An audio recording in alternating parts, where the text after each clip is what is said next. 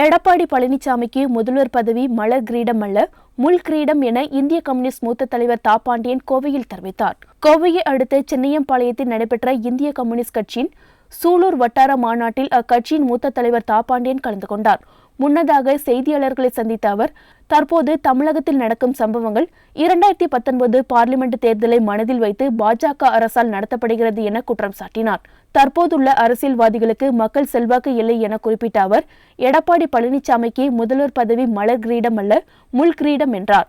எதிர்க்கட்சியாக தேர்ந்தெடுக்கப்பட்டதுதான் திராவிட முன்னேற்ற கழகம். மற்ற கட்சிகள் புதிதாக இப்பொழுது எதிர்க்கட்சியாக மாறி இருப்பவர் என்பவர் பன்னீர்செல்வம் அவரோடு சேர்ந்திருப்பவர்களும் தான்.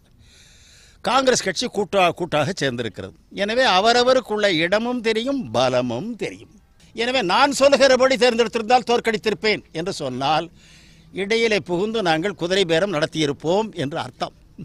இப்பொழுது அவருக்கு கொடுக்கப்பட்டுள்ள பொறுப்பு என்பது மலர் கிரீடம் அல்ல, முட்கிரீடம்.